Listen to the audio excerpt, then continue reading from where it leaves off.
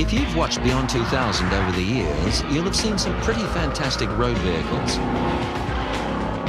All super powerful, super fast, and super expensive. And now the big mother of them all. The car for which the superlatives just seem endless. But to give you just three, it is the most expensive, the most powerful, and the fastest road car in the world. It's been called the ultimate supercar, the greatest driver's car ever, the McLaren F1. It's the world's first carbon fiber production car and has impressive features inside and out. The dihedral doors pivot on ball-jointed hinges, and there's a gas strut which pushes them up into position, but they protrude no further than normal doors. The windscreen is covered with a special metal coating which enables it to demist 7 times faster than normal cars. The bodywork, all carbon fibre, and we'll see more of that later. But the paintwork is worth a mention. It's water-based, so there are no chemical solvents used. And the tyres, they're big and fat, 2 different sizes, front and rear. Goodyear 235/45s on the front, 315/45s on the rear, with special directional tread patterns that are modelled on racing cars. They're run-flat tyres, so there's no spare wheel. Back here, there's a levitating rear spoiler which pops up automatically as a balance foil to stabilise the car during high-speed braking. It can also be operated manually, though, to generate additional downforce when it's needed. The first thing you notice is that the driver sits in the middle for ultimate control and for the best visibility.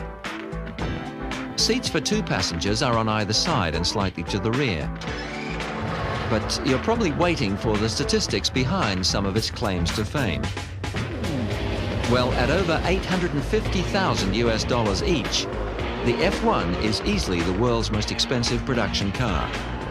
Its 627 horsepower engine, combined with a body that's lighter than a Ford Fiesta, gives it an unparalleled power-to-weight ratio that makes other so-called supercars look like overweight, underpowered pussycats.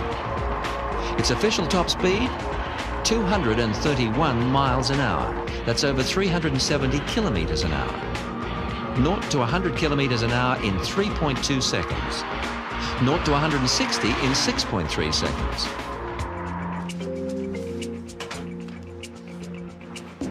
Beginning in the cleanroom atmosphere of the pattern and cutting rooms, even the smallest pieces of carbon fiber are cut by hand.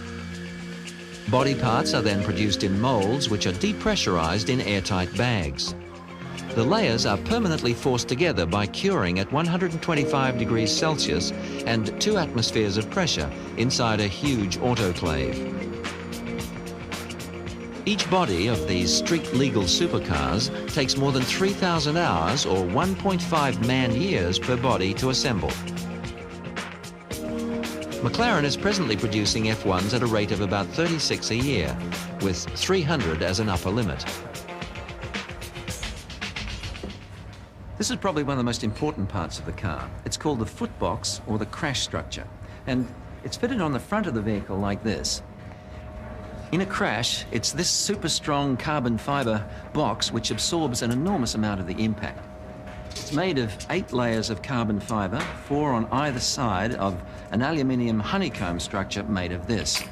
And it gives it great strength and an astonishing ability to withstand impacts. This experimental prototype was rammed into a brick wall at 50 kilometers an hour. It didn't even crack the windscreen, the wheels were still functional, and it could have been driven away. The main assembly area is unique. It's designed to present an atmosphere more like an office than a workshop. No dirt, no debris, no pools of oil on the floor. And when you see 15 ounces of 22-karat gold leaf, over $5,000 worth, going into the engine compartment as reflective heat insulation, you begin to get some idea of where the $850,000 goes. And the engine itself?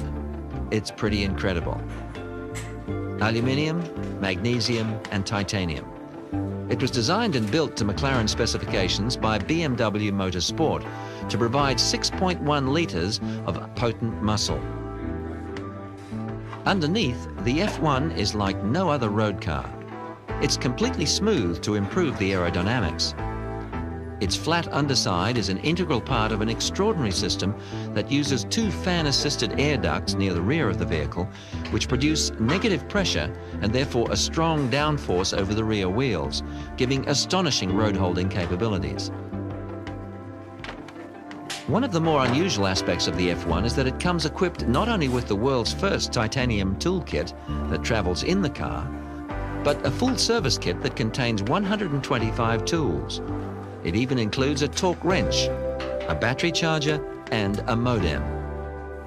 The modem, once it's connected to the car and plugged into a telephone line, can be used to transmit information from anywhere in the world about the car and its performance to McLaren headquarters here in England. And once the technical staff here have made that connection, they can not only read whatever is in the car's computer memory, but also transmit commands and analyze the results from thousands of miles away. Oh, and by the way, this is one part of the car's fitted leather luggage kit that comes with it. Each vehicle is custom made to fit the owner like a glove. But this is not just a rich man's toy. The McLaren F1 is a revolution in car design that will almost certainly impact on the look, safety and performance of all cars in the future.